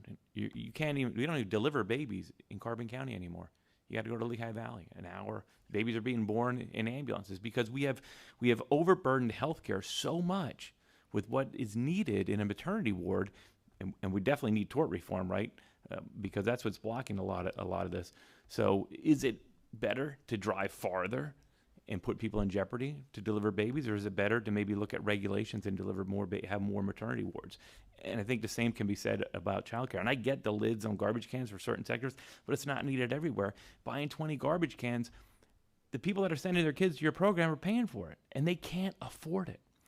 Just like education. We need an education system that works, but taxing people out of their homes to do it isn't working. So there has to be a balance, and that's why I think as legislators, we have young parents, we have grandparents in our caucus, and I think it's holistically, how do we look at improving the lives of young people so they're going to have more babies, because we need more babies that are going to fill these future jobs. So thank you for being here today, and thank Kristen for conducting this hearing. I'm sorry, Representative Marcel. Thank you, Chairman. We're now going to turn to Chairwoman Klunk. Thank you, Chair Marcel, and thank you to our panel.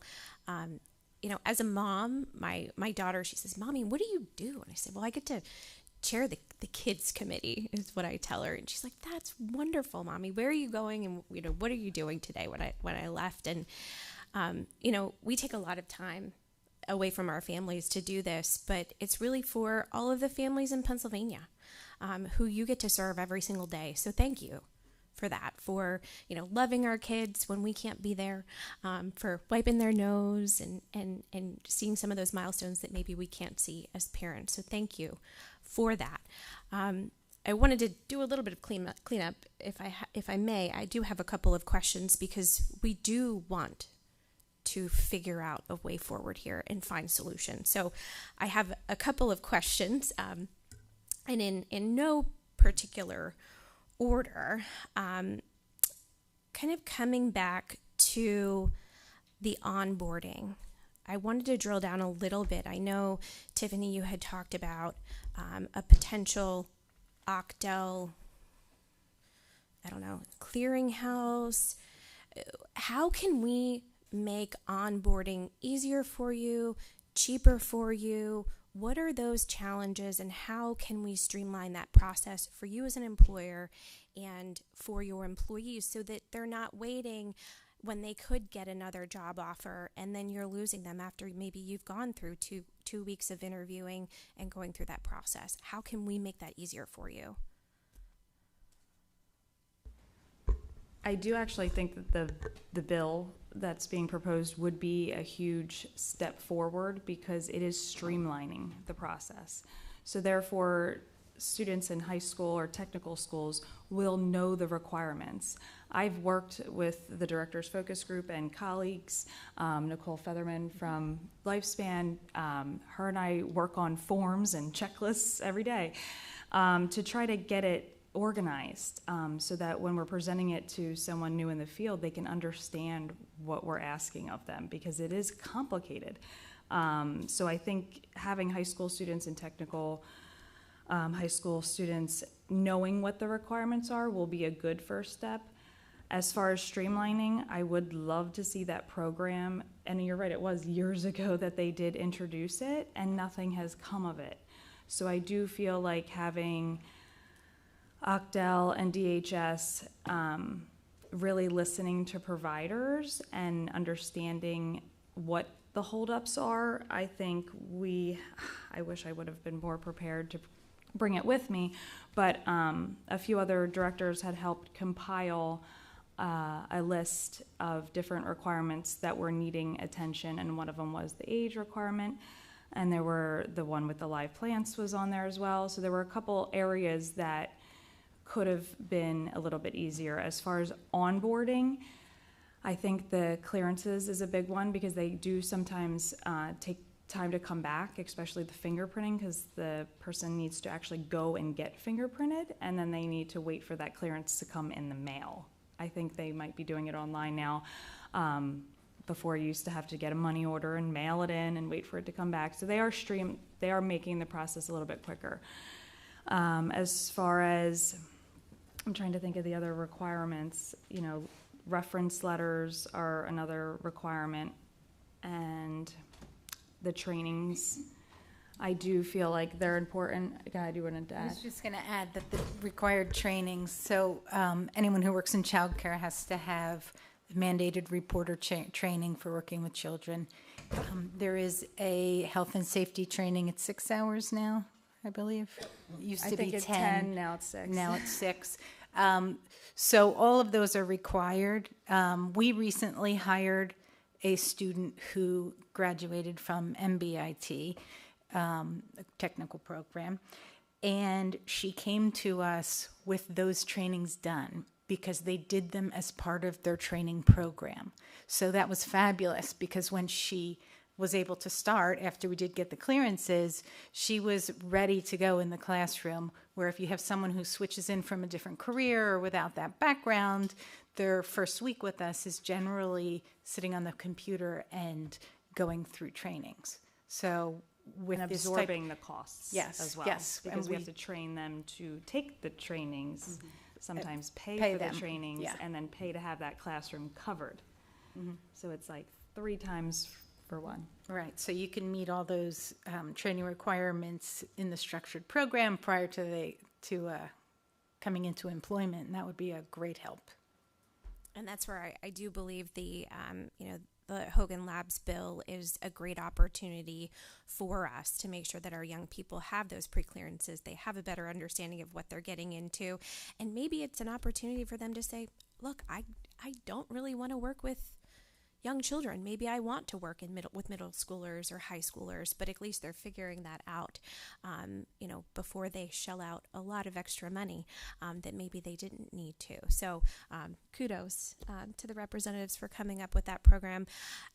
With that program, though, I could foresee some challenges with the current existing regulations and how that could actually be implemented because of, the 16-year-old. I mean, I could imagine, a Doogie Howser MD type, student who is, very mature, who accelerates and is taking AP courses at 16, 15. And they're ready to graduate early potentially and do these dual enrollment programs and have that capacity. But the regulations might not lend to getting the experience in the classroom. So do you have any ideas on how we can make sure that this can actually truly be implemented for these children, and that we're not going to pass something that then we would have to come back and potentially change regulations to fully implement? And if you don't have an answer, that's fine, because this, I know the representatives have been working through this and are open to, working on solutions within the legislation right now. So if you have ideas, please let us know how we can truly make this work. I'll sort of preface this by saying that generally for CTE education in Bucks County, the students who are in those programs are getting classroom experience already. That's already baked in to their high school experience. And some are applying those learning experiences to get something called a CDA, which is a different type of certification than an associate's degree. So if the question is what happens to somebody who does a really accelerated course of study and they graduate from high school at just age 17, they're not 18 yet when they graduate. I mean, that'll be a pain point. And so the question will have to be whether there is an opportunity to grant some type of waiver for a student who has completed this specific dual enrollment program. And to be clear, you know, I don't anticipate, there are a few different models that could work here. One would be sort of a per student, another is a cohort model where everyone at the same CTE is going through same courses, same time. I don't think everyone's going to finish with an associate's degree, right? But they're going to be a long way to get there. I think I'll just point out the complete accuracy of something else you said, which is some of our students may get through this program, spend their 2 years in an early ed environment and say, not for me. And I think that's okay. I also think, and Representative Hogan and I have kind of talked about this a little bit, I also think it's quite possible that some of our students may go through this program and during that 2-year teach experience continue to get credits towards their bachelor's degree in pre-K to 4 rather than early childhood education, which does open up a whole additional set of opportunities, both for the student and frankly for the Commonwealth. If we end up putting more students into our K-12 schools, I think that's still a win. But what we're talking about again is students now being able to go through this, enter well qualified, enter with that training. They will enter with a CDA and if not an entire associate's a good chunk of the way, come in prepared, spend 2 really great years in the system. I'm hoping we keep them.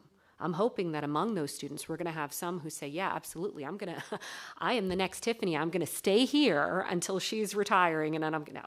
But in all seriousness, some will not, but we still think this is going to resolve several of the pain points. It won't help the student. Some of us graduated didn't turn 18 until we were done our first year of college. That will be tricky. I don't know if we can figure out a way to grant some sort of a waiver for those students so that they can be paid while they work. I don't think we're going to see many doogies, but we could see kids who are 17. Well, and thank you for that. And I think that's something, the department is currently ongoing, as Tammy had referenced, a regulatory review process right now. And I want to thank you for providing, providing some of your potential solutions to some of the staffing issues that we have and creating alternative pipelines. We certainly need to tackle the young person side of this and our young people in high schools and creating that pipeline, but also ways for those who are currently in the workforce now to either go back and get additional certifications or, like Representative Hogan talked about, we're seeing this all across the state with state workers that are no longer requiring, the need for a bachelor's degree. What can we do for their life experience? As a parent, as a t-ball coach, as a soccer coach, as, a Sunday school teacher, to really truly count for this type of work. And so thank you to the WISE for bringing forward this policy proposal. I would certainly appreciate our colleagues taking a look at this and would love to continue the discussions on this, because I think there's value in trying to figure out ways of keeping those great folks that you have in the infant classrooms who, maybe it's a grandma who's, 50, 55 years old, but, she would love to be able to work up to being in charge of that room.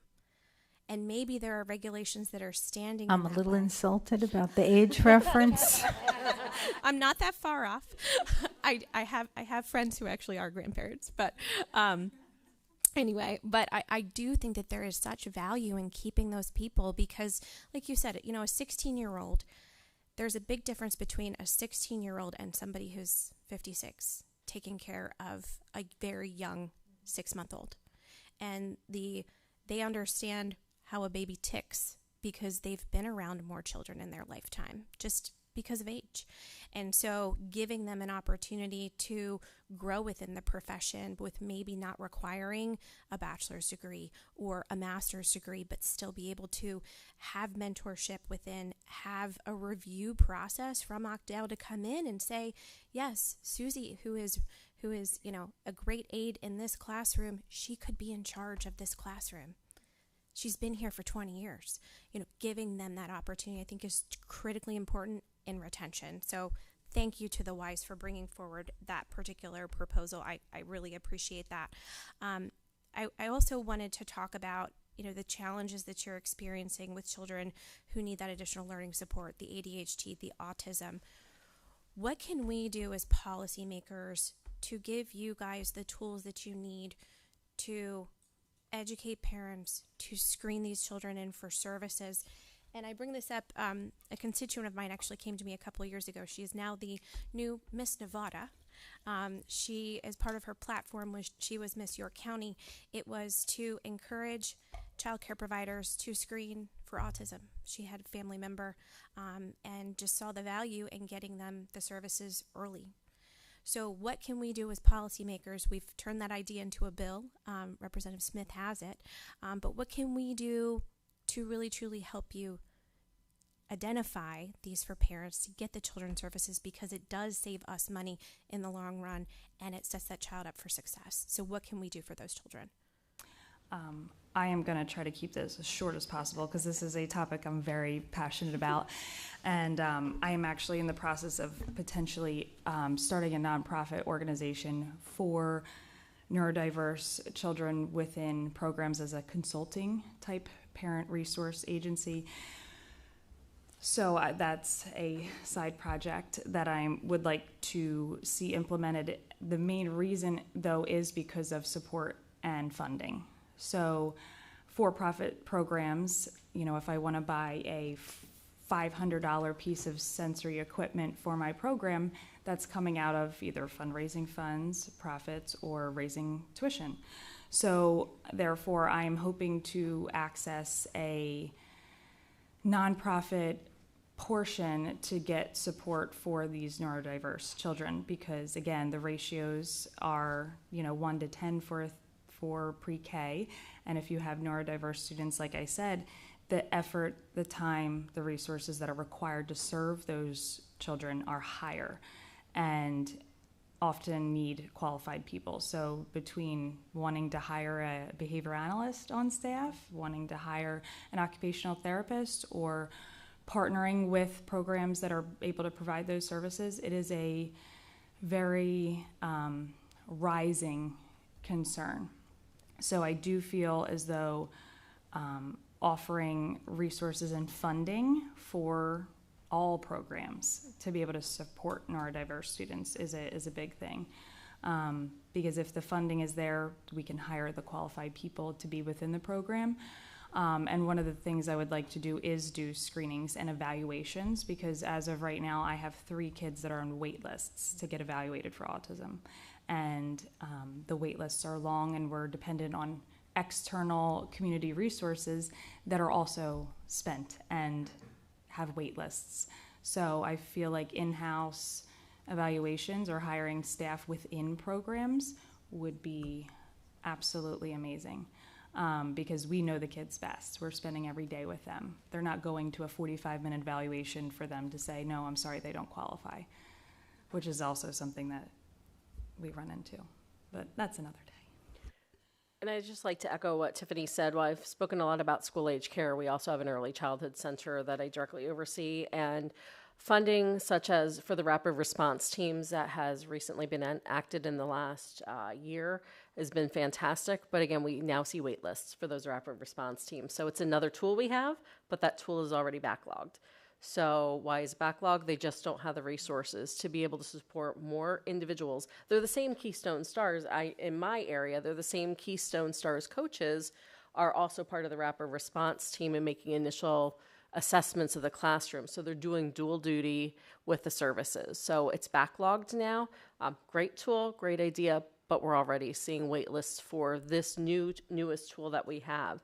And then, as Tiffany said, with everything, the funding piece, if we were able to employ our own teams within our programs that would be able to really work with our staff, it's difficult. You have to follow a 1 to 10 ratio, right? It's a business in the end. While they're children and we are caring for them and their safety, we also need to make sure we're watching the ratios from that perspective as well. So having the availability to be able to bring staff experts in that can support our teachers and come up with strategies to support all the children in the classroom. Because even though it might serve the needs of that neurodiverse student, in the end, it will benefit the entire classroom. Years ago, we had STARS funding based upon our ELRC ratios. And again, possibly that's something out there that if you have centers that have a higher population of neurodiverse students, maybe there's a little bit more funding within there for those types of centers, because where I am located in Allentown, we see a lot of childcare center jumping. Children are moving from center to center to center. They're kicked out of centers because of behaviors. We tend to take more time to really advocate for the parent to work with the child to get the services and resources that they need so they're successful moving into a school system. That unfortunately can't happen everywhere because not everybody has the resources available. So we want the children to be successful. That's the end result goal. Safe, loved, and have a successful start to life. So funding that's out there that would be able to help support that would be absolutely fantastic. I'll just say my older child is one of those kids, and we are private pay family for early education. My older child was on 3 separate occasions invited to explore other options because of some behavior concerns prior to having a diagnosis, and it's challenging. And the interesting thing for me, and this is, it really sounds counterintuitive, but my child would have been better off if we had been income eligible for something like pre-K counts. We would have been better off because there would have been some regulations and guidance pertaining to the action steps that would need to be taken by the center before calling me up and saying, we're done here, come. And, my child wasn't challenging hurting himself or others or teachers, but he was a runner, and that is, that compromises safety. In the pre-K counts world, when we hear that at one of our partner sites, we can dispatch additional help and support. We have a team of specialists who can go in and do observations, provide coaching for the teacher, provide coaching for the parent. So you're right when you say that there's value to having the nonprofit supports available even to for-profit small businesses, because the end result and what we're looking for is the same. We want these children to succeed. We want parents to be at work and gainfully employed. We want children to succeed in early child care settings and then in K-12 so that they can be successful adults. And depriving those students of those supports because they're private pay and their parents can't afford to do, we weren't in the market for a $22,000 a year child care program. Our budget doesn't allow that. And I know how the system works, and it's still very, very frustrating. Thank you. And if I may, one additional quick question, Madam Chair. When it comes to our families that have non-traditional work hours, and Bernadette, I know you have a facility that is in and affiliated with a hospital. Are there challenges? Do you have extended hours at your facility? And if not, are you looking into it? And maybe Marissa or Tammy, who have multiple umbrella type organizations and facilities, what can we do? Are there regulations that are impeding your ability to do that? Because I've been hearing that a lot in my community. We have third shift workers, whether that's healthcare or in manufacturing, and trying to get that resource out there for our parents is critically important. So if you have any insight on that, I would love to hear that. For us, currently, we're in operation from 6 a.m. to 6 p.m., which is probably a little bit earlier in the morning than most of the centers around us. We also have a lot of teachers from the local school district who enroll their children at Children's Village because we're open a little bit earlier. And the only barrier, in doing that is that we're open 12 hours a day. No staff member works 12 hours a day, right? So then you need to find part-time people to open the center in the morning. You need to find part-time people to close the center in the evening. But we just operate Monday to Friday from 6 to 6. Would there be a demand at other times? Perhaps, but I don't know that, at least in our facility, that it would be merit, being open for hours beyond that. We do have a childcare facility in our area that was a 24/7 facility that did recently change their hours to only be traditional childcare hours.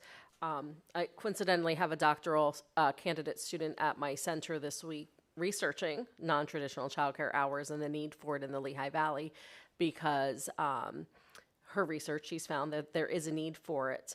We also partner with a hospital, with Lehigh Valley Health Network, Jefferson Health, and again, we are open traditional childcare hours Monday through Friday.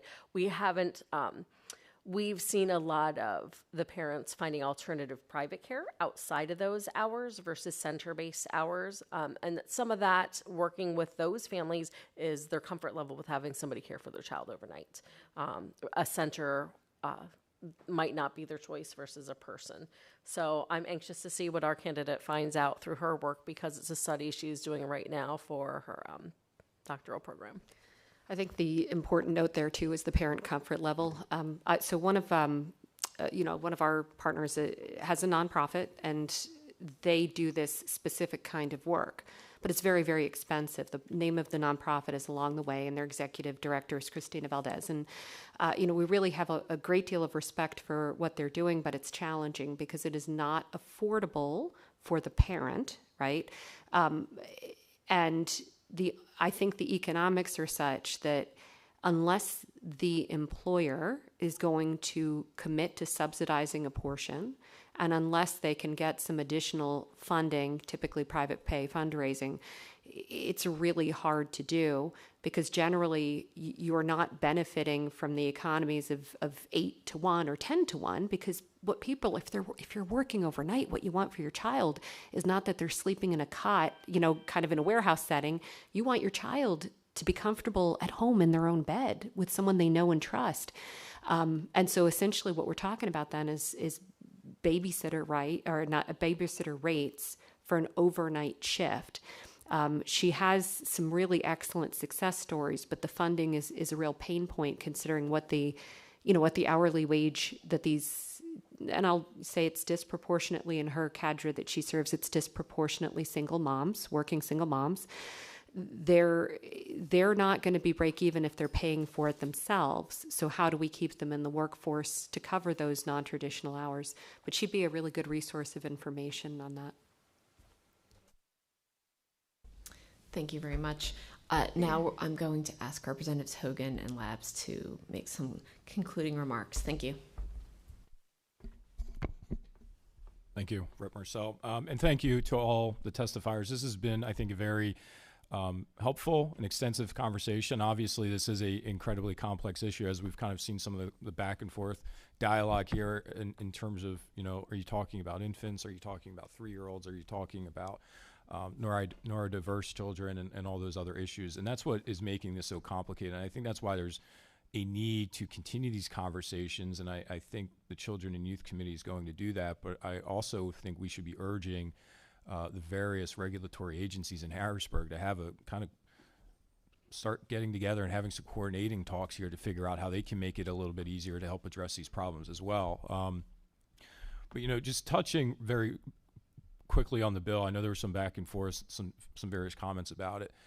This kind of started because, again, the conversation Marissa and I had, and I was very honest with her when I said, I've been honest with a lot of other people, is that if a young person comes to me and I say the same thing if they want to go for political science. I say there's no political science jobs on Indeed, but if they were coming to me about being an early educator, I would say it's not worth it right now because the debt load that you're going to take on and then to recoup the costs is just it's not there. You have to have a really strong passion, or you have to be independently wealthy, or have some other support. So this is a way to kind of remove that education burden, that cost. And a lot of people are dealing with student loans, and I went to law school. I'm very well aware of what student loans are. To take that burden away, so at least the financial structure as it exists now is a little bit more sustainable. And then as other programs become available, they can pursue their degree and go further. And I would just note, this is not new to the Commonwealth, and probably over a decade ago, before I was here, I was working for our U.S. Congressman.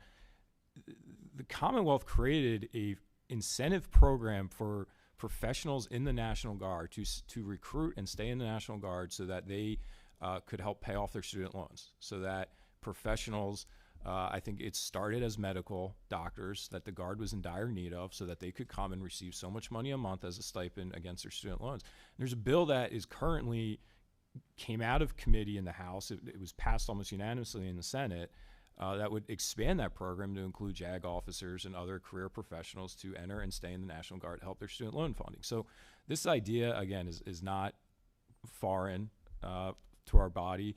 And I think if it works and if we're able to do this successfully and iron out the kinks and all those other, challenges, it can be expanded. It can be expanded to other industries because, as I said in my opening comments, really is Pennsylvania is facing a demographic crisis. It's having all kinds of issues from industry for our budget process. We have to address this. We are losing, the governor likes to say he's competitive as hell. We're losing out to Ohio and other states. We're losing young people. We're losing families to these other states, and we have to figure out ways to keep them here and attract more here. And if we have, we have energy sector growth potential in Pennsylvania. We have data center, AI-driven growth potential in Pennsylvania. We are ripe for the taking if we can figure out these kinks and make Pennsylvania successful in this industry. And I'm, looking forward to continuing this conversation. I know how important it is for young families all across the Commonwealth, especially here in Bucks County. But again, thank you all for being here. And, please reach out if any other issues pop up. I want to be as helpful as I can. So thank you. Thank you. And again, thank you all for your testimony. Thank you for what you do every day. Again, as a parent, it's so important. And I'll echo Representative Hogan and also say, really a huge part of this bill is to, again, foster the young people that have a passion and truly want to get into this profession and, allow them to have that hands-on experience in an established classroom with certified teachers to, again, maintain the safety and all of that, and just, again, foster their interest and support them in that journey. So we're, again, really excited about this legislation. Thank you to all of you who have worked on this and will continue to. And thank you all for, your testimony. And we look forward to working with you in the future. Thanks. Thank you so much. Wanted to just thank you all so much for your passion on this topic. It's very important. As we have talked about this kind of looming crisis that's unfortunately in front of us, I'll go back to the quote that I said in the beginning of the hearing, like, now is the time to make the difference. And so I really appreciate you being so honest. We look forward to continuing the conversations even after today. But just thank you so much for the knowledge that you've given us, and we really look forward to helping to work together to solve these issues together. Thank you to all of our colleagues who attended today, everyone who attended the hearing, and people that may be watching it online. And just wanted to thank everyone again for their time, and we look forward to more conversations, and this will help to adjourn our meeting. Thank you.